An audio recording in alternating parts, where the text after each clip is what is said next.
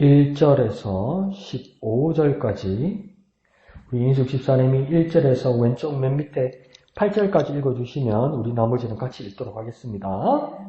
모든 사람이 어떤 사람이 요압에게 아뢰되 왕이 압살롬을 위하여 울며 슬퍼하시나이다. 왕이 그 아들을 위하여 슬퍼한다 함이 그날의 백성들에게 들리매 그날의 정의가 모든 백성에게 슬픔이 된지라. 그날의 백성들이 싸움에 쫓겨 부끄러워 도망함 같이 가만히 성읍으로 들어가니라. 왕이 그의 얼굴을 가리고 큰 소리로 부르되 내 아들 압살롬아 내 아들아 하니 요압이 집에 들어가서 왕께 말씀드리되 왕께서 오늘 왕의 생명과 왕의 자녀의 생명과 처가 비빈들의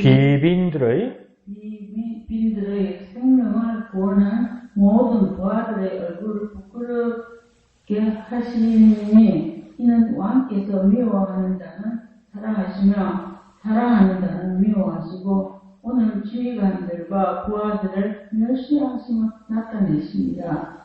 오늘 내가 깨달으니 만일 압살롬이 살고 오늘 우리가 다 죽었더라면 왕이 마땅히 여기실 뻔하였나이다. 이제 곧 일어나 나가 왕의 부하들의 마음을 위로하여 말씀하옵소서. 내가 여호와를 두고 맹세하오나니 왕이 만일 나가지 아니하시면 오늘 밤에 한 사람도 왕과 함께 머물지 아니할지라. 그리하면 그 화가 왕이 젊었을 때부터 지금까지 당하신 모든 화보다 더욱 심하리이다. 하니 왕이 일어나 성문에 앉으면 어떤 사람이 모든 백성들에게 말하되 왕이 문에 앉아 계신 다음에 모든 백성이 왕 앞으로 나오니라. 이스라엘은 이미 각기 장막으로 도망하였다. 네, 다 같이요. 이스라엘 모든 지파 백성들이 변론하여 이르되 왕이 우리를 원수의 손에서 구원하여 내셨고 또 우리를 블레셋 사람들의 손에서 구원하셨으나 이제 압살롬을 피하여 그 땅에서 나가셨고 우리가 기름을 부어 우리를 다스리게 한 압살롬은 싸움에서 죽었거늘 이제 너희가 어찌하여 왕을 도로 모셔올 일에 잠잠하고 있느냐 하니라. 다윗 왕이 사독과 아비아달 두 제사장에게 소식을 전하여 이르되 너희는 유다 장로들에게 말하여 이르기를 왕의 말씀이 온 이스라엘이 왕을 왕궁으로 도로 모셔오자 하는 말이 왕께 들렸거늘 너희는 어찌하여 왕을 궁으로 모시는 일에 나중이 되느냐? 너희는 내 형제요 내 골육이거늘 너희는 어찌하여 왕을 도로 모셔오는 일에 나중이 되리요 하셨다 하고 너희는 또 아마사에게 이르기를 너는 내 고륙이 아니냐? 네가 요압을 이어서 항상 내 앞에서 지휘관이 되지 아니하면 하나님이 내게 벌 위에 벌을 내리시기를 바라노라 하셨다 하라 하여 모든 유다 사람들의 마음을 하나같이 기울게 하며 그들이 왕께 전가를 보내어 이르되 당신께서는 모든 부하들과 더불어 돌아오소서 한지라. 왕이 돌아와 요단에 이름에 유다 족속이 왕을 맞아 요단을 건너가게 하려고 길갈로 오니라. 아멘. 네. 계속 압살롬의 어떤 반란 그리고 그 반란을 이제 정리를 하고 다윗 왕이 다시 이제 그 예루살렘으로 황궁하는 그 과정을 보고 있습니다. 그런데 그 과정이 순탄하지 않고 안에 내분들이 자꾸 이렇게 자잔하게 일어나고 있죠. 그 자잔하게 일어나는 그 내분들을 다윗이 어떻게 추스리는가, 어떻게 다스리는가 이것들을 보게 됩니다. 그래서 어떻게 여러분이 부모님의 마음이면 또 다윗이 이렇게까지 해야 되는 데 대해서 참 또 딱하게 보이기도 할 겁니다. 그러니까 오늘 제목처럼 왼쪽에 아버지 다윗, 왕 다윗, 그러니까 다윗 한 사람인데 아버지로서의 어떤 심정이 있을 거고 왕으로서 해야 될 일이 또 있다는 거죠. 근데 그게 두 개가 부딪힐 때 아버지로서의 아들을 향한 마음에 이렇게 빠져버리면 왕으로서, 그러니까 백성들의 마음이 이반이 일어난다는 겁니다. 그게 참 어렵죠. 그거 뭐 왕 그런 거 아니라도 저 어릴 때 기억나요. 옛날에는 그게 참 큰 행사였죠. 각 방송국에서 연말을 즈음해서, 요즘 우리는 뭐 관심이 없게 됐지만은 이제 나이가 들어서 그 가수들 가수왕 뽑는 거 방송국마다. 그래서 한 번은 KBS에서 트로트 가수왕을 뽑는데 그날이 뭐 가장 유력했어요. 그 사람이. 그 현철이 이렇게 가수왕이 됐어요. 근데 모든 가수들과 모든 방송국 관계자들이 이번 올해는 현철이라는 가수가 될 것 같다. 그런 기대에 있었으니까 당사자도 상당히 긴장해 있더라고요. 그러니까 그 행사가 저녁에 해서 한 4시간 하잖아요. 막 노래 부르고 게임도 하고 막 웃고 막 웃기고 이래야 되니까 옛날에는 그거 있었습니까? 엽서 보냈어요. 엽서. 엽서를 진짜 보내야 되고 이러니까 얼마나 공을 들인 거겠습니까? 그래 막 긴장해가지고 있더라고요. 그래서 진짜 가수 트로트 부분 가수왕 현철 이러니까 막 소리 지르면서 울길래 와, 또 너무 감격하게도 진짜 감격했는가 보다. 좋기도 정말 좋은가 보다. 고생을 많이 했으니까 이렇게 생각했는데 그 수상 소감을 뭐라고 이야기하냐면 어제 아버지 돌아가셔서 시신 눕혀놓고 지금 방송 보고 온 거예요. 네, 그래서밖에 없는 거예요. 네, 그리고 그 당시니까 장례식장이나 병원에서 장례식 할 때가 아니거든요. 집에서 보통 할 때. 그러니까 자기 집에 그 아버지인지 어머니인지 정확하게 기억은 안 나는데 부모님 시신 눕혀놓고 자기는 죄송합니다. 딴 따라 옷 입고 노래 부르고 막 웃기고 막 즐기고 했단 말이에요. 그럴 수밖에 없는 게 위치가 상황이 그럴 수밖에 없는 거죠. 그래 이제 나중에 목 나와 울더라고요.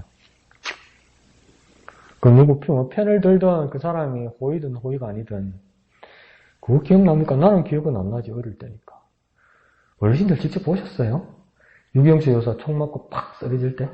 실제로 보셨어요? 아니 요즘 녹화된 화면 말고 그날 현장 그거 TV 현장 아니 지금 요즘 보여주는 거 말고 흑백 TV 보여주는 거 말고 그날 행사할 때 직접 생중계로 보신 분은 거의 없죠. 요즘 다시 틀어주는 거 보는 거지. 근데 그게 기억나세요? 유경수 여사가 이렇게 총을 맞고 이렇게 옆으로 팍 쓰러지니까 이제 사람들이 업고 잡고 안고 막 뛰어나갔잖아요. 그 박정희 대통령에서 연설을 하다가 이제 이렇게 숨어 있다가 일어섰잖아요. 근데 와이프라는 영부인이 이제 이렇게 급하게 이제 병원으로 실려간 거잖아요. 그러니까 박정희 대통령 어떻게 해야 돼요? 네, 연설을 계속하겠습니다. 해중관과 자리를 다 그대로 들어오게 하는 거죠. 그 위치가 그럴 수밖에 없었던 거죠. 위치가. 우리 같으면 뭐 아이고 엄마 사건 뭐 여보 사건 난리가 났을 건데. 네. 다윗에게도 그렇게 해야 되는 상황인데 다윗은 처음에는 그렇게 하지 못했습니다. 아들에 대한 그 마음을 슬픔을 가눌 수가 없었던 것 같아요. 근데 이제 신하 요압이 그것을 뭐 여기는 나중에 같이 한번 읽어봅시다. 요압이 충언을 해서 충성스러운 말을 올려서 왕으로서 어떤 자리를 지키라고 했다고 하는데 저는 충언으로 안 들려요 개인적으로. 하여튼 그렇게 하라고 지키라 해서 이제 요압의 이야기를 듣고 다윗이 이제 그 왕으로서의 자리를 지키는 거죠. 그래서 이제 이것을 수습해 나가는 장면입니다. 그러니까 자기 자리를 지키고 가수로서 안 그러면 대통령으로서 자기 자리와 자기 해야 될 일을 지키는 그 모습이 대단하다, 존경스럽다고만 이제 말하지 못하겠죠. 여러분들이 어른이 되고 나서 보니까 얼마나 힘들었을까 그 생각도 들죠. 야, 그러고 더 우리가 그 사람한테 더 깊이 이입되면 이게 사람이 할 짓이가 싶기도 하겠죠. 아, 사람이 이렇게까지 해야 되나 이런 생각이 들 수도 있죠. 근데 뭐 박정희 대통령이나 가수 현철 같은 사람은 그냥 먼저 공인으로서 해야 될 일들을 먼저 챙겼죠. 그래서 대단하다고 이야기하지만 오늘 본문을 읽어보면 다윗은 공인으로서의 역할을 먼저 하지를 못했습니다. 예. 그리고 나중에 이제 자기가 왕으로서의 자리를 지키고 일을 했죠. 그러니까 근데 성경은 왜 이걸 그대로 이야기하냐면, 성경은 왜 그대로 이야기했을까요? 내가 큐티하면서 이걸 왜 그대로 써놨지? 왜? 성경이니까 거짓말 쓰면 안 되니까. 성경은 거짓말하면 안 돼요. 하나님 말씀은 거짓말을 안 하시니까. 두 번째는 뭐냐면, 저같이 연약한 사람 입장에서는 다윗의 마음을 10분 또 이해할 수 있을 것 같아요. 아버지에 대한 마음은 모르겠지만 얼마나 이 상실감이 컸을까, 그것은 이해할 것 같아요. 그럼에도 불구하고 또 자리를 지키려고 그 자리로 다시 돌아가는 자리, 그것만 해도 참 대단하다. 그런 것도 저는 또 나름 느껴지기도 합니다. 그러니까 슬픔과 직무 사이에서 직무를 지키는 모습을 보여주는 거죠. 그리고 나머지 오른쪽 보면 이제 또 정말 머리 좋은 다윗의 모습이 나타납니다. 그리고 막 백성들도 잔머리 쓰는 백성들의 모습, 어떻게 살아야 되지? 어디 줄을 서야 되지? 막 머리를 굴립니다. 이게 옛날 이야기만 아니고 오늘날 이야기예요. 오늘날 그런 모습도 나타납니다. 제목 한번 왼쪽 읽어볼까요? 시작. 아버지 다윗, 왕 다윗. 같은 다윗인데 아버지로서의 모습이 있고 왕으로서의 모습이 또 따로 있다는 거죠. 그죠? 왼쪽 위에 갈색으로 된 두 줄 계열을 한번 읽어볼까요? 시작. 압살롬의 죽음은 아버지 다윗의 아픔이요 슬픔이었습니다. 그래도 다윗은 그 고통을 딛고 일어나 왕의 직무를 다 해야 했습니다. 여기서 뉘앙스가 또 미묘하죠. 그죠? 슬픈 건 자연스러운 거였어요. 아들의 죽음 슬픈 건 자연스러운 거였어요. 그러나 왕의 자리를 지키는 것은 해야 하는 의무였어요. 슬픈 건 그냥 파도처럼 밀려오는 거예요. 뭐랄까, 해일처럼, 쓰나미처럼, 이건 어쩔 수 없이 딱 몰려오는 거예요. 아들을 잃은 슬픔은. 내가 슬퍼야 한다가 아니죠. 못 견딜 정도로 막 슬픈 거예요. 근데 왕으로서 자리를 지켜야 되는 건 뭡니까? 하기 힘든데, 하지 않았으면 좋겠는데, 해야만 하는 의무라는 거예요. 그러니까 우리 삶에서도 우리가 느끼는 어쩔 수 없는 감정이 있고, 그럼에도 불구하고 하기 싫지만 해야 되는 게 있어요. 해야 되는 게 있어요. 우리가 그리스도인으로서, 안 그러면 부모로서, 사회인으로서, 자연인으로서 또한 해야 될 일이 있어요. 도리로서 해야 될 일이 있어요. 근데 그게 사실은 어떨 때는 힘들고 하기 싫을 때도 있어요. 그래도 해야 되는 게 사람이에요. 그래도 해야 되는 게 그리스도인이라는 거죠. 다윗도 그래도 해야 되는 게 왕이었다는 겁니다. 그런 모습들을 보면서 우리도 우리의 의무와 우리의 직무를 다하는 또 우리가 되어야만 할지 모르겠습니다. 자, 좋습니다. 한번 볼까요? 예, 이영택 집사님. 예.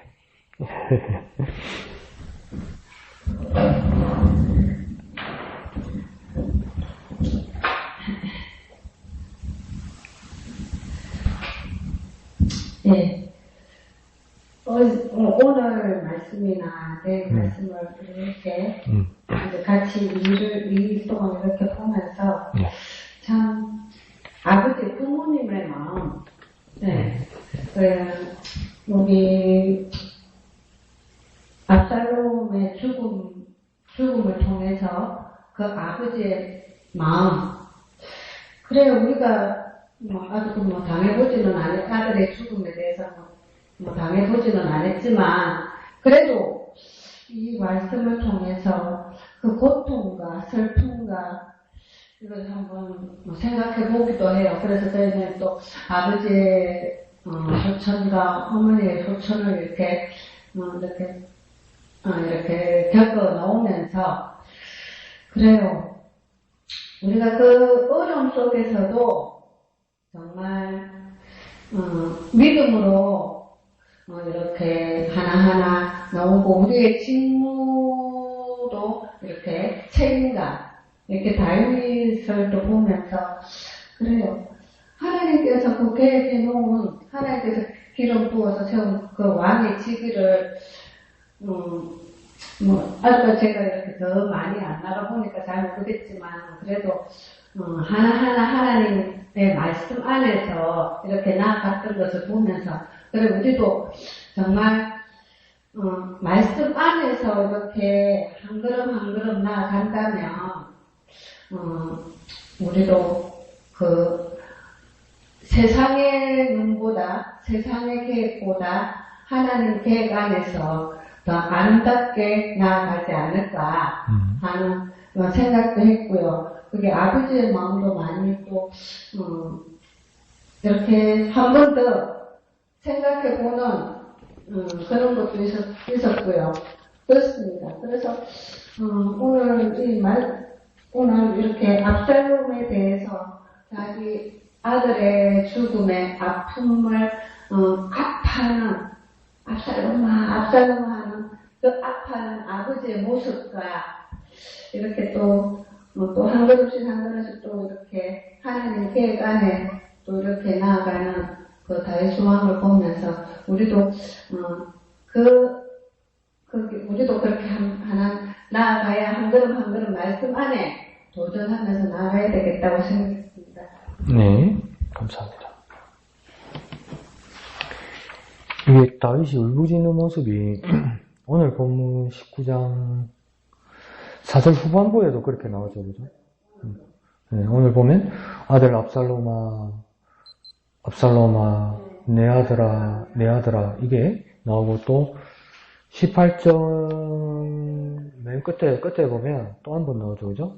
내 아들 압살롬아 내 아들 압살롬아 차라리 내가 너를 대신하여 죽었더라면 압살롬 내 아들아 이렇게 하잖아요. 근데 한번 물어볼게요, 여러분한테. 착한 아들이 아니잖아요. 착한 아들이 아닌 정도가 아니라 아버지를 죽이려고 그랬죠. 그죠? 근데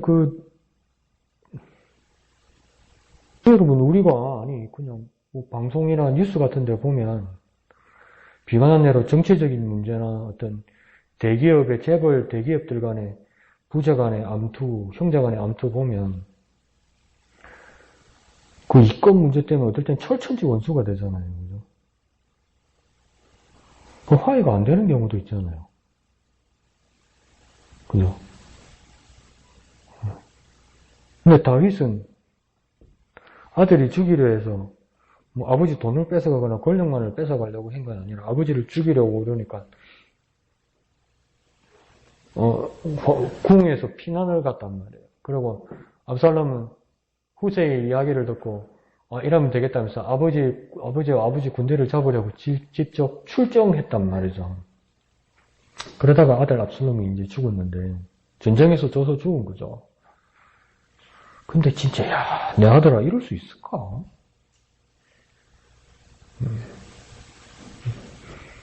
더 못됐게 한번 여쭤볼까요?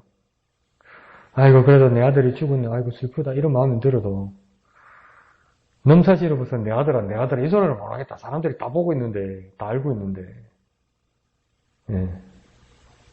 부끄러워서 제 아들이 아버지 죽이려다가 머리 걸려가지고 창 맞아가지고 죽었다, 저 집에. 이렇게 되면 창피하고 부끄러워서라도 슬퍼서 아무 말도 못 하겠는데 다윗이 이 감정을 가누지를 못해요.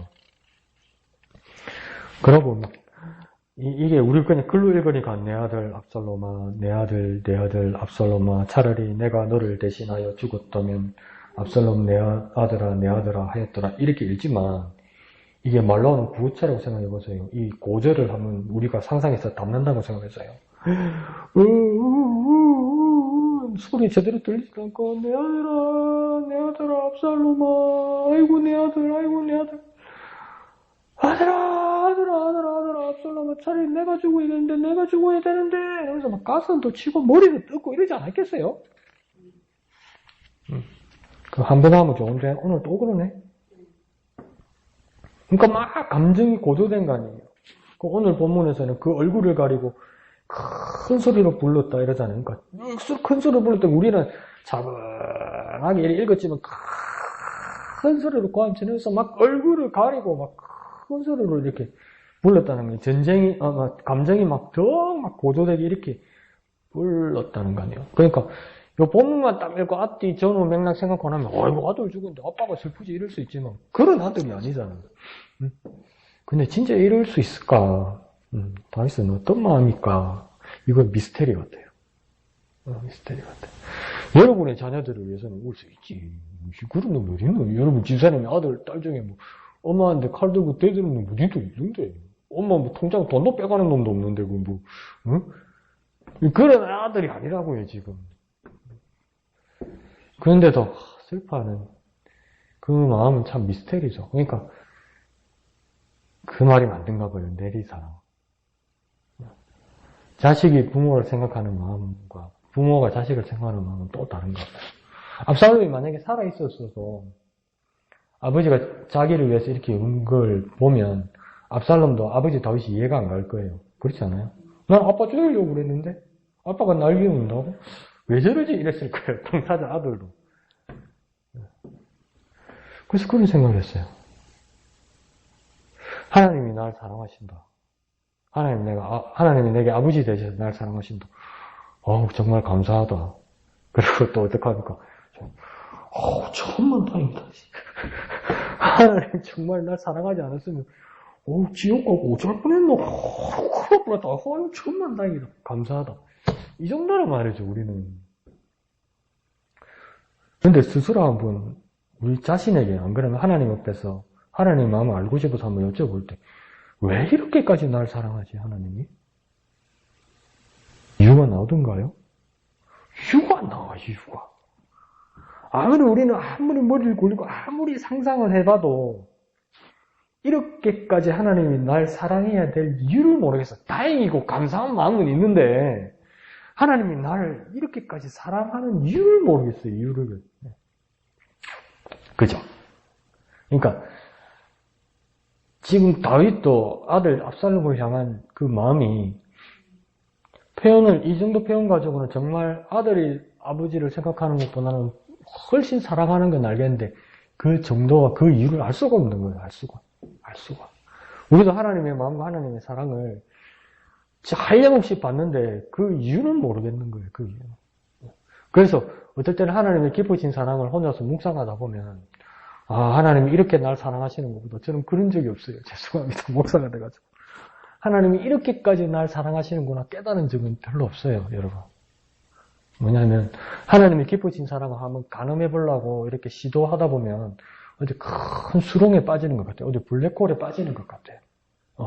얼마만큼 깊고 얼마만큼 높은지 잘 모르겠어요. 가늠이 안 되더라는 거예요. 가늠이. 하나님이 얼마만큼 날 사랑하신다는 게 하나님이 이만큼 날 사랑하시는구나. 이만큼 사랑하시는구나. 바닥에 한번 따가지고 쟤 본 적이 없어요. 쟤 지지가 않는 거예요. 그러니까 막 어디 깊이 빠져드는 것 같아요. 그러니까 막 빠져들어서 잘 나오면 되는데 막 허우적대는 거죠. 저도. 그렇게 저도 아직 헤매고 있죠. 그래서 그것도 나한테는 아주 신선한 충격이었고 그렇지만 그게 내가 붙들고 살아갈 수 있는 근거가 되기도 해요. 한 목사님 한 2, 3주 전입니까? 주일 아침에 말씀하셨을 때 우리 고난과 문제 앞에서 하나님의 넓이와 하나님의 깊이로 바라보려고 하라고 그랬잖아요. 그러니까 똑같은 문제고 똑같은 고난이에요. 이 앞에 똑같은 장애물이에요. 나는 이 장애물을 보면서 엄두가 안 나요. 어떡하지? 이걸 또 어떡하지? 이러고 있는데 하나님도 이 장애물을 같이 보고 계시단 말이에요. 근데 하나님이 보는 눈과 마음은 정말 다를 거라는 거예요. 그게 얼마만큼인지 모르겠어요, 제가.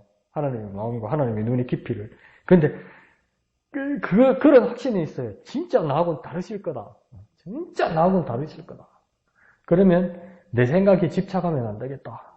어떨 땐 내 생각을 내려놔야 되겠다. 하나님 일하시게.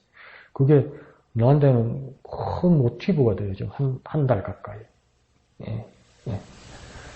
저와 여러분이 저하고 마음이 똑같아야 될 이유는 전혀 없는데, 그래도, 이 아버지의 마음이, 하나님의 아버지 되신 우리의 마음이 우리가 상상할 수 없을 만큼 기쁘시다. 기쁘시다. 그 얼만큼, 그러면 솔직하게 이야기하십시오. 알 수 없지. 난 잘 몰라. 근데 정말 기쁘셔. 그렇게 자신있게 말씀하실 수 있어야 돼요. 하나님이 사랑하신다고? 하나님 늘 사랑하신다고? 그럼.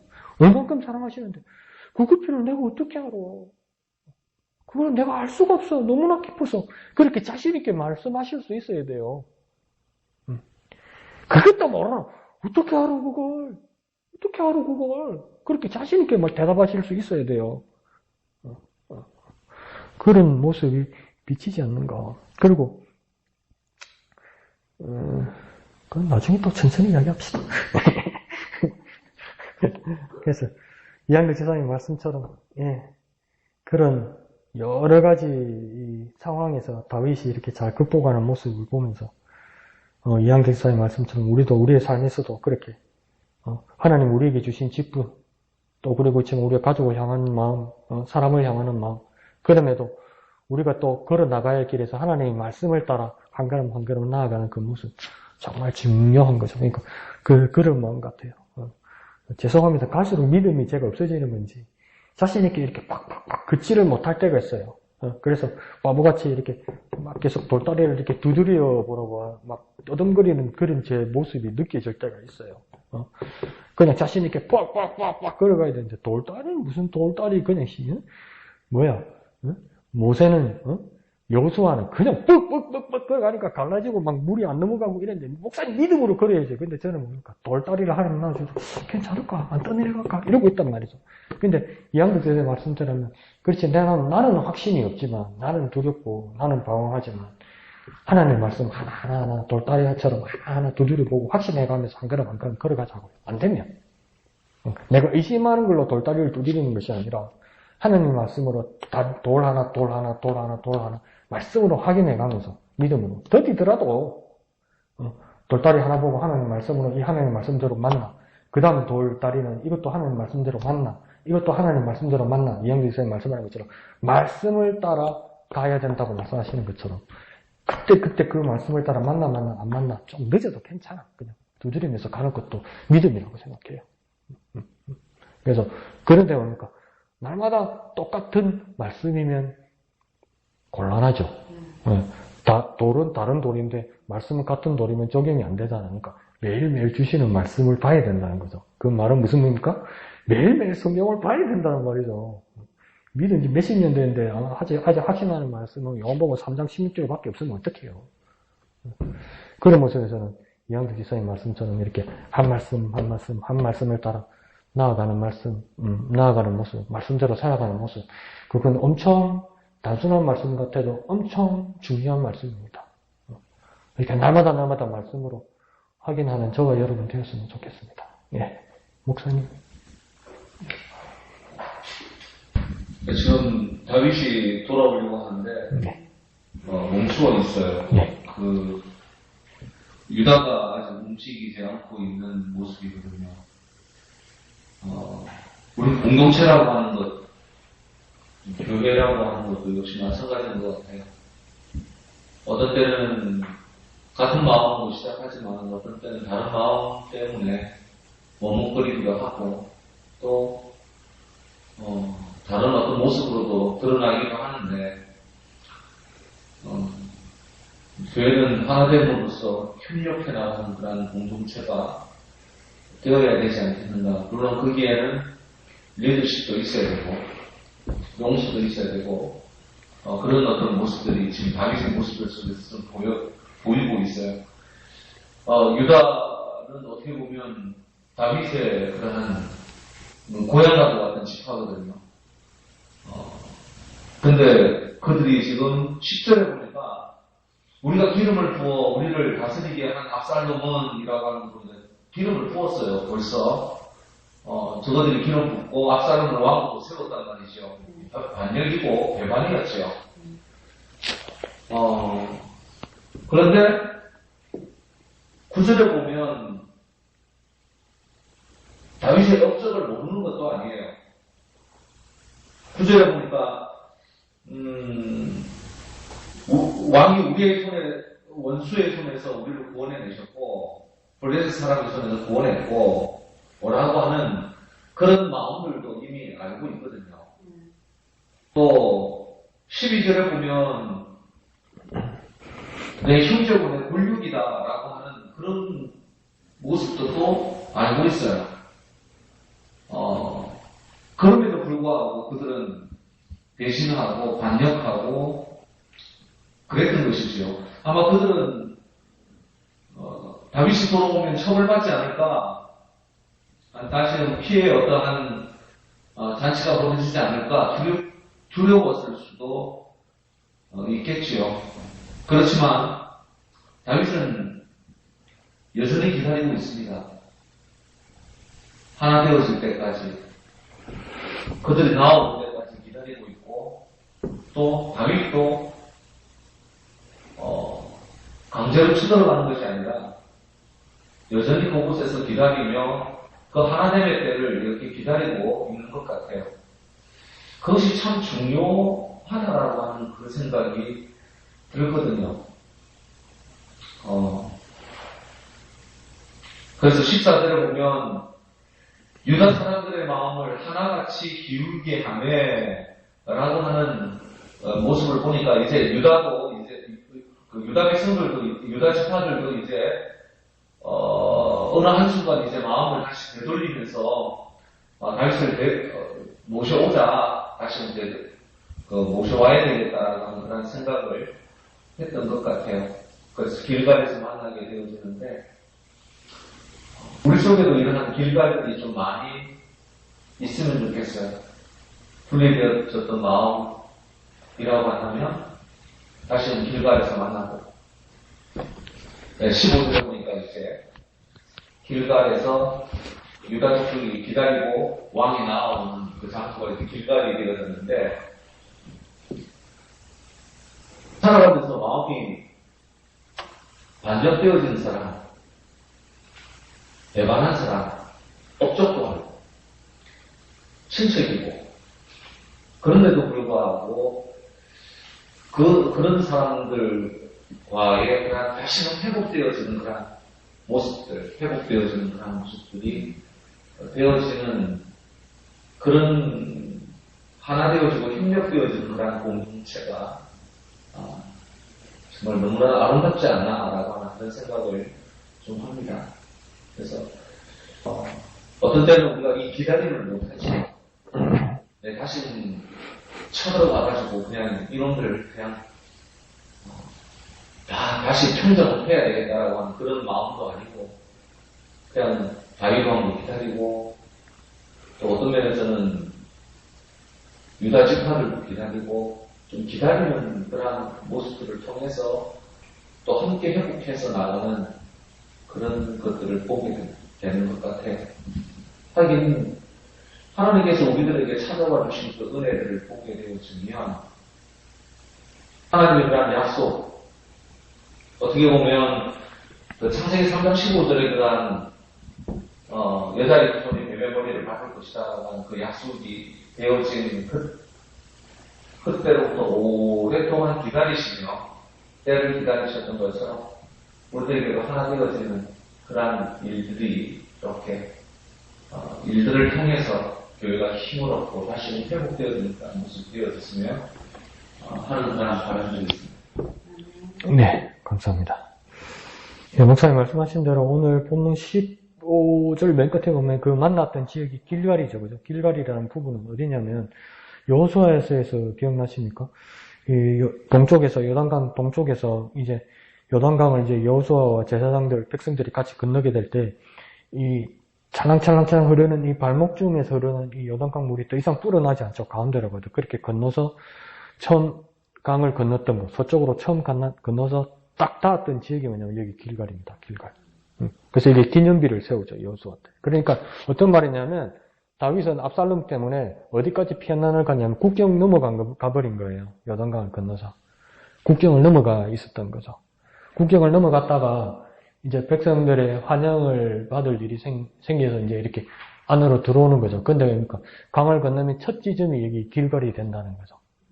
그 첫 지점에 다윗을 맞아러 오는 사람들이 기다리고 있었고, 그러니까 다윗이 강을 건너서 자기 땅으로 돌아오는 첫 지점이 길갈이 된 지점. 그러니까 다시 여호수아가 그 기념비를 세우고 첫 가나안 땅에 도착했던 것처럼 또 새로운 출발이 시작된다는 거죠. 길갈이란 말은. 그러니까 새로운 출발이라고 말할 수 있는 이유는 목사님 말씀하신 것처럼 새 통합이 이루어지는 거죠. 새 통합. 새로 다시 시작하는 거니까 분열되었던 사람들, 분열되었던 많은 파들이 그러니까 하나가 돼서 통합되는 지역, 이것이니까 길갈이죠. 길갈. 새로운 출발. 우리에게도 새로운 출발을 기대하고 소망하는 우리가 되어야겠죠. 새로운 출발의 이유는 뭐냐면 내가 이전에 잘못 살았다가 손 씻었습니다. 새 출발하겠습니다. 그런 의미도 있지만 오늘 목사님과 같이 나눠서 말하는 그 새 출발은 뭐냐면 통합이죠. 통합. 다시 만나는 거죠.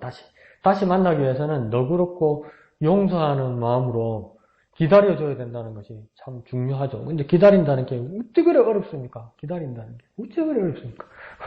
목사님하고 민찬이하고 저녁에 항상 랠리에 일어나는 게 뭡니까? 목사님하고 민찬이 약속은 7시 15분에 집으로 출발한다. 그러면 얘는 꼭 7시 13분에 출발합니다. 왜? 달리기 위해서 목사님을 이겨먹어야 되니까. 그놈의 승부욕 때문에. 그러니까 목사님도 7시 조금 넘어가면 이 기다리는 시간이 너무 길게 느껴지신다고 말씀하시거든요. 그러니까 우리도 뭡니까? 기다린다는 게 그냥 일반적으로 시간이 째깍째깍 이렇게 해서 일반적으로 객관적으로 가는 시간인데 우리 마음은 왜 그렇게 시간이 안 가려갖고 길어진단 말이에요. 그리고 우리가 목적이 생기고 의무가 생기고 그게 힘든 시간이 지점이면 그게 너무나 길어서 기다려지는 게 너무 힘들 수 있단 말이에요. 내 뜻대로 안 될 때. 근데 그래도 기다리고 인내할 때 통합이 되고 새 출발이 된다는 거. 건너갔는데 길가에서 사람들이 기다리고 있는 것처럼 우리를 환영하는 사람들이 기다리고 있게 되는 거죠. 근데 참 나도 이거 잘 못합니다. 기다린다는 거. 기다린다는 거 기다린다는 게 이게 얼마나 어려운지. 근데 인내하시는 거죠. 인내하시는 걸 보여주시고 인내하시는 것을 가르쳐 주는 것이 하나님의 마음이고 하나님의 은혜고 다윗이 그 하나님의 성품을 따라서 백성들이 통합하고 의견을 모으기를 기다리고 그것을 따르는 거죠. 그래서 이거 크게 덩어리로 보면 5절에서 8절까지가 한 분파 사람들이고 9절에서 10절까지가 또 다른 분파 사람이고 11절에서 마지막 15절까지가 또 세 번째 분파 사람입니다. 이걸 어떻게 나눠볼 수 있냐면 5절에서 8절까지 분파 사람들은 뭐냐면 순전하게 다윗을 따르는 사람들입니다. 그러니까 이 사람들은 뭡니까? 다윗과 똑같이 이동했던 사람입니다. 똑같이 피난 가고 이동했던 사람들. 그러니까 이 사람들이 다윗이 이겼고 압살롬이 죽어서 이제 괜찮다고 다 됐다고 이렇게 생각했는데 다윗이 우니까 막 그 소리가 백성들 귀에까지 들리니까 그게 백성들의 슬픔이 됐다고 이야기하잖아요. 이건 무슨 말이냐면 백성들이 왕의 슬픔처럼 슬퍼했다는 뜻이 아니고요. 왕이 기분 좋은 날 울어버리니까 백성들이 기가 죽었다 이 말입니다. 죄인처럼 돼버렸다는 겁니다. 백성들 분위기가 전부 다운돼 버렸다는 거예요. 그러니까 중간에 요압이 들어와서 충원했다고 써 있잖아요.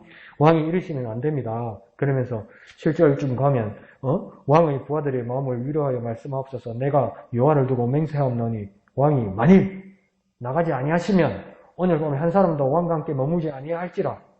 그 화가 왕이 젊었을 때부터 지금 당하신 모든 일보다 더욱 심하리다. 이게 충원입니까? 협박이지.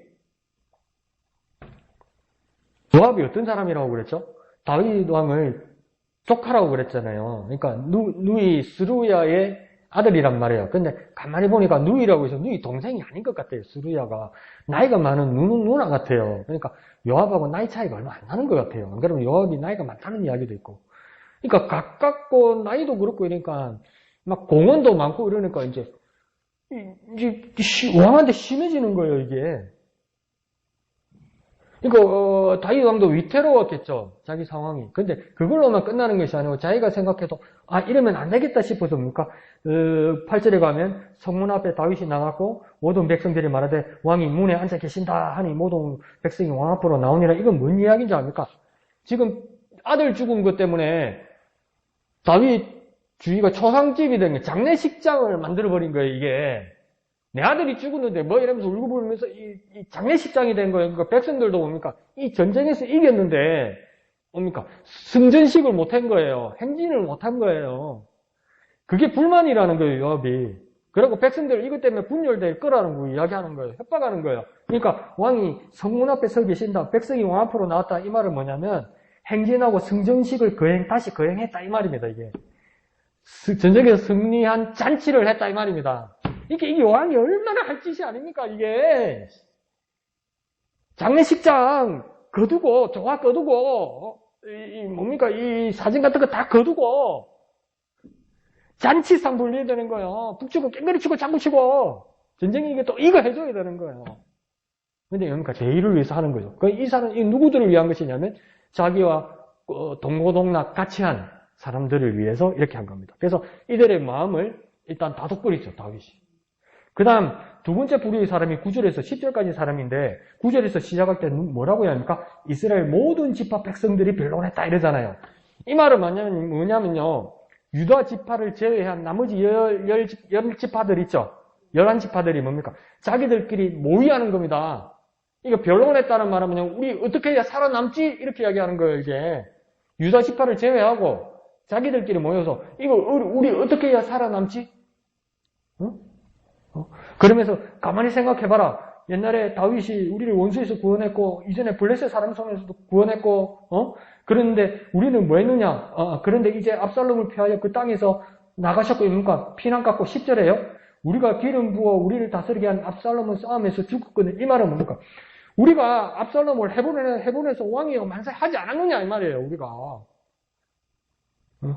근데 10지파들도 압살롬 편 들었다는 겁니다. 근데 뭡니까? 근데 그 압살롬은 싸움에서 죽었다. 그러면 우리 어떻게 해야 되지? 맨 끝에 뭡니까? 진짜 왕을 도로 모셔올 일에 잠잠하고 있느냐 이 말은 뭡니까? 다윗을 왕으로 다시 추대하면 우리 다 죽는다 이 말이에요. 자기들끼리 그런 거 상해한 거예요. 눈물겹습니다. 살라고 여기 갔다가 저기 갔다가 참 삶이라는 건 눈물겨운 겁니다. 여기 섰다가 저기 섰다가 노동쟁의위원장, 우리나라 노동쟁의위원장 국감장에서 난리가 났잖아요. 근데 그 사람이 1980년대 서울대학교에서 노동운동하면서 소위 자기가 말하는 김일성주의자 중에 김일성주의자였습니다. 사회주의 노동운동하던 사람이었어요. 그러다가 94년도에 이제 한나라당에 입당해서 국회의원하고 경기도지사 2번 하고 그래서 이제 이번에 노동쟁의위원장 된 거죠. 근데 이번에는 이제 뭐라고 이야기합니까? 옛날에 자기 몸담았던 동지들이 전부 김일성주의자다. 이제 이렇게 돼버린 거 아니에요. 그러니까 어떤 평론가가 뭐냐면 다 놔두고 김모 그 사람은 가장 왼쪽으로 갔다가 그냥 자기가 살기는 가장 오른쪽이라는 거. 그게 무슨 말이에요? 사회자가 물어보니까. 그걸 내 말이 무슨 말인지 모르겠습니까? 가장 북극이 춥지 않아요? 예. 가장 남쪽도 추워요. 그러니까 중간이 없는 거예요. 중간이. 백성들도 뭡니까? 9절에서 10절까지 백성들은 뭡니까? 다윗 집안 사람들도 아니고 그러니까 눈치 보는 거예요. 눈치 보는 거. 어디에 줄 서야 될까? 근데 이 분쟁은 이제 어디서 일어난 거냐면 11절부터 15절까지 보면 이제 다윗이 나머지 세 번째 부분 사람들은 누구들에게 말하는 거냐면 다윗 집안이 반쪽아리가 난 거 아니에요, 지금. 다윗은 어느 지파 사람입니까? 유다 지파 사람이잖아요. 근데 발랑군은 누구입니까? 아들 압살롬이잖아요. 다윗이 유다 지파면 압살롬은 어느 지파입니까? 그 아비의 그 새끼인데 뭐 그 새끼도 유다 지파지 뭐. 유다 지파에서 2쪼가리 난 거 아니에요, 지금. 그래서 한 쪼가리는 아버지 다윗 따라간 거고 반 쪼가리는 뭡니까? 압살롬 따라간 거 아니에요. 그러니까 나머지 반 쪼가리를 갖다 11에서 15절의 사람들한테 지금 다윗이 말하는 거란 말이에요. 그러니까 중간에 누가 나옵니까? 13절에 너희는 또 아마사에게 이르기를 너는 내 고륙이 아니냐 이렇게 말하잖아요. 이 아마사는 누구입니까? 지금 압살롬 편에 들었던 군대 장관이란 말이에요. 근데 이 사람을 뭘로 발령냅니까? 다윗이 새 정부의 내 밑에 있는 군대 장관으로 발령을 낸단 말이에요. 그러니까 쉽게 말하면 뭡니까? 일본이나 북한에 국방장관인데 전쟁 나고 나니까 지금 우리 대한민국에 있는 국방장관 깔아쳐버리고 일본과 북한과 통합하기 위해서 그쪽 사람을 우리 국방장관으로 세운 거란 말이에요, 지금. 얼마나 머리가 비싼합니까? 근데 이 아마사가 누구입니까? 내 고륙이요, 내 친척이 아니냐, 이렇게 말하잖아요, 다윗이. 이 말하면 아마사는 그럼 어느 지파 사람입니까? 유다 지파 사람이에요. 압살롬 편했지만. 왜 유다 지파 사람이냐면, 다윗에게 누이 둘이 있었다고 이야기했잖아요. 한 사람은 스루야예요, 스루야. 스루야의 아들이 지금 요압이란 말이에요. 그러면 또 한 누이가 누구냐면 아비갈이란 말이에요. 아비갈. 이 아비갈의 아들이 아마사란 말이에요. 너무 조카 이놈의 자식이 삼촌 배반하고 저기 갔다고요.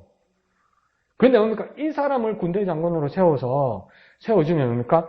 발랑군으로 압살롬을 따랐던 유다 지파 반쪽아리 사람들이 안 죽겠구나. 아마사도 발령 내주는데 우리가 가도 안 죽겠구나. 그러면 왜 주저주저 하겠느냐? 우리가 반으로 나뉘었던 유다 지파가 하나로 합쳐서 다윗 왕을 모셔오자 이렇게 된 거예요. 이게. 그러니까 다윗이 멀리 있으면서도 길을 다 테러를 열어주는 거예요. 테러를. 살길을 다 열어주는 거예요. 살길을. 먼저 움직이지 않고 살길을 열어주는 거예요. 먼저 행동하지 않고 살길을 열어주는 거예요. 더 쉽게 말해볼까요? 시간을 주는 거예요. 시간을. 바른 길로 갈 수 있는 시간을 주는 거예요. 하나님께서 우리는 뭐랄까? 하나님 살아계신데 왜 이렇게 잠잠하시고 왜 이렇게 가만히 계시고 왜 이렇게 행동하지 않으시고 왜 이렇게 하신가? 하나님 마음도 굴뚝 같고 하나님 하고 싶은 일도 많으시고 하나님 직접 하실 수 있는데 하나님 우리에게 시간 주시는 거예요. 살 길을 열어주시는 거예요. 그냥 기다려주시는 정도가 아니라 하나님 말씀을 다 주셔서 바르게 반응하라고 기다려주시는 거란 말이에요. 하나님이 기다리면 우리에게 살 길을 제공해 주시는 거죠. 다윗도 뭡니까? 말만 하면서 살 길을 제공하면서 기다려주는 거란 말이죠. 그러니까 이 세 부류의 이 그룹들이 막 엄청난 이 4분 5일 나누어지면서 통합하는 일을 다윗이 하는 거죠. 그러니까 다윗은 어떤 사람 같냐면 이렇게 망망한 바다에서 작은 나룻배를 하나 타고 가더라도 이 그물을 던져서 그물을 일일이 끌어당기지 않아도 된다는 걸 아는 사람 같아요. 이게 뭔 말이냐면 이 그물을 이렇게 던지고 나면 중심이 되는 줄 이거 하나만 잡아 당기면 싹 다 끌려온다는 걸 알아요. 그래서 그 일을 하면서 짜릿하게 진행해 나간단 말이죠. 그러니까 어떤 사람은 요압을 억지로 극찬하고 싶은 사람은 왼쪽 아랫부분에 요압이 말했던 것처럼 요압이 충언을 했다고 그렇게 이야기를 만들어주기도 하죠. 요압이 말을 원래는 제대로 말한 거죠. 근데 그 말이 너무나 과격했고 협박적으로 말을 했죠. 근데 다윗은 요압 꼴도 보기 싫었을 거예요. 요압 왜 꼴도 보기 싫었을까요? 앞에 보니까 어떤 일이 있어서 요압이 뭐 했어요 지금? 다윗이 부탁했단 말이에요. 모든 군사들에게 우리가 전쟁에 이겨도 압살롬 손대지 말고 살려달라고 목숨 보존해달라고. 그러니까 압살롬이 왕 외모가 출중하고 이러다 보니까 노새를 타고 가다가 그러니까 도망가다가 머리가 이렇게 막 머리카락이 이렇게 풍성한 사람이 머리를 이렇게 막 뭐 어떻게 어떤 모양을 했는지 모르지만 가다가 노새를 타고 도망가다가 가지에 걸린 거 아니에요. 머리가 가지에 걸려다 보니까 우리의 침실한 노새는 어떡하면 그치 살리고 갔지. 그러니까 머리가 이렇게 걸린 거 아니에요. 그러니까 다윗의 군사들이 보다가 보니까 요압이 압살롬이 저기 걸려있다. 그러니까 요압 장군한테 와서 보고 하니까 요압이 뭐냐니까 이 바보 같은 것들이 그걸 와서 구경하고 나한테 와서 말을 하느냐. 찔러 주고 있으면 내가 상을 줬을 거다. 그러니까 뭐라고 이야기하는 군사들이 장군도 듣지 않았습니까? 목숨을 살려달라고 다윗 왕이 말하시는데 어떻게 내가 그를 죽일 수 있냐고 압살롬을 죽일 수 없다고 이야기하니까 요압이 당장 어떡하대요? 창 3개를 준비해가지고 갑니다.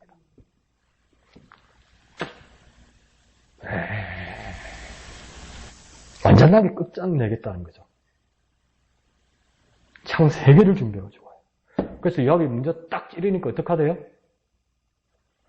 나머지 졸병들이 우르르 달려들어가지고 다 찔러 죽이잖아. 자기도 상 받으려고. 이게 사람이요.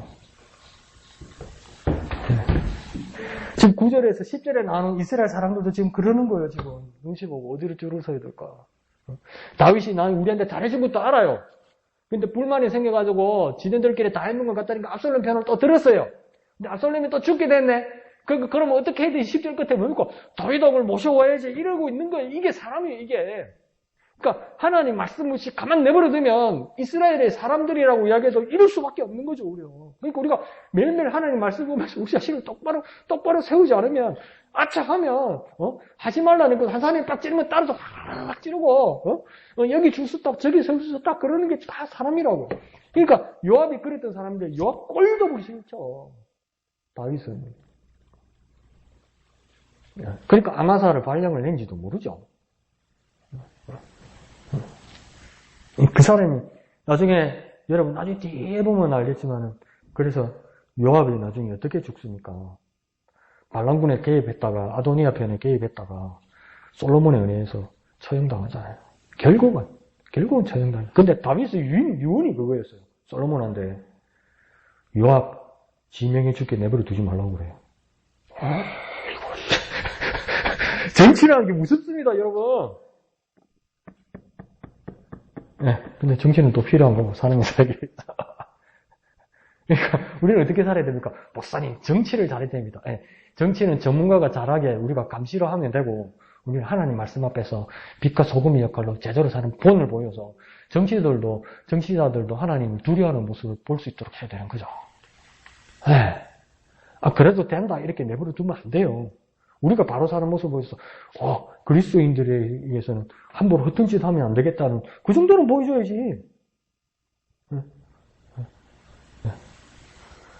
그런 모습들이 일어나는 거죠. 그 속에서도 다윗은 어떻게 합니까? 이제 하나하나 통합해 나가는 일들을 하는 겁니다. 하나하나. 그게 뭡니까? 기다려주는 거죠. 그래서 아직도 저도 이렇게 빡 정확하게 이 머리에, 마음에 확 깨달음으로 다가오지 않는 것이, 예수님께서 팔복에서 그렇게 말씀하시잖아요. 마음이 온유한 자는 복이 있나니 저희가 땅을 기업으로 받을 것이며, 이렇게 말씀하신단 말이에요. 온유하다는 거. 온유하다는 거 여러분 대각은 이해하죠. 근데 조금 더 제가 상세히 생각해보려고 온유하다고 이야기하니까 저는 아주 정확하게 다가오지 않아요. 온유함이 뭐지? 온유함이 뭐지? 어떤 사람은 그냥 부드러운 거예요. 네. 어떤 사람은 착한 거예요. 네. 그것도 맞죠. 근데 어떤 분은 그렇게 얘기해요. 온유함이란 것이 무엇이냐? 자기들이 생각할 때는 아랫사람이 겸손한 것이 온유함이다. 그러면 위에 사람이 온유한 게 뭐냐 이럴 때, 그러니까 우리도 온유해야 되지만 온유한 사람은 복이 있나 했으니까. 근데 하나님도 온유하시다만 한단 말이에요. 그럼 하나님이 겸손하시다는 뜻인가? 하나님이 겸손해야 될 이유가 어디 있어? 그 하나님의 온유함은 뭐라고 이야기하냐면, 잘 기억해 두세요. 관대하시다는 거. 관대하시다는 거. 넓으신 마음을 가지고 계시다는 거. 아랫사람에 대해서. 그러니까 하나님 마음이 넓으시는 거 뭡니까? 우리를 기다리고 계신 거예요. 네. 기다리고 계신 거예요. 네. 왜 이리 더디는 사지만 하나님 참고 기다리고 계신, 하나님 온유하시기 때문에 다윗이 그 하나님의 온유함을 지금 왕으로 따라가려고 하는 거예요. 목사님이 말씀하신 것처럼 기다리는 거예요. 기다리는 거예요. 기다리는 거예요. 기다리는 거예요. 지금 말도 안 되는 짓 다 하는 거 봐봐. 지금 내가 지금 쏘가지 다 아는데, 이거 니 내가 쏘길 수 있을 거라고 생각하지. 니 하는 건 내가 헐이 보이는데 니 이랬지. 그렇게 말하고 싶은데 딱 참고 보니까 기다려주는 거예요. 기다려주는 거. 기다려주는 거. 그래 통합이 일어나는 거죠. 다윗의 마음이 참 복잡했겠다, 그죠? 그래도 그걸 잘 해결해 나가죠? 우리도 뭡니까? 복잡한 상황들이 우리에게 많이 있을지라도 다윗처럼 하나하나 통합해 나가고 기다려가는 저와 여러분이 됩시다. 우리보다 약한 사람이 있으면 그들에게 관대한 마음을 가지고 또 우리의 삶의 자리에서 겸손한 마음으로 관대하고 기다리고 통합되고 또 그 사람이 돌아올 때 우리는 뭡니까? 저 예루살렘에서 기다리거나 저 꼭대기 헤브론에서 기다리지 말고 돌아오는 그 자리에서 바로 기다리자고요. 이렇게 길가에서 기다리는 것처럼. 딱 강 건너는 딱 꼴이 나는 그 지점에서 환영 이렇게 기다린 거 아니에요. 서울에서 이모야 고모야 오빠야 서울에서 안 그러면 우리 자매님처럼 저 호주에서 온다 우리 만나자. 그래 온나 내 여자동에 있을게. 그래서 여자동에서 기다리는 사람도 있고 어떤 사람은 억수로 기다려가지고 공항에 와서 마중 나와 있는 사람도 있고 터미널에 기다리는 사람도 있단 말이에요. 생각도 안 했는데 공항에 와 있고 마중 나와 있고 터미널에 기다리고 있으면 얼마나 반갑고 고마워. 우리의 모습도 통합을 위하고 관대한 마음으로 그 사람을 진짜 기다리는 마음을 가지고 진짜 마음이 온유한 사람이면 터미널에 가 있어야 되고 공항에 가 있어야 돼요. 우리를 떠났던 사람들이 돌아온다고 소식을 전해왔으면 탕자의 아버지가 문 밖에서 기다리고 뛰어나가는 것처럼 그렇게 기다리고 반가이 맞이하고 그래서 그리스도 안에서 한 몸을 이루어가며 서로의 지체들이 되어서 하나가 되는 저와 여러분 되시기를 예수님의 이름으로 축복합니다. 그래서 우리 말씀 생각하시면서 1절만 찬송하신 후에 기도하고 마치도록 하겠습니다.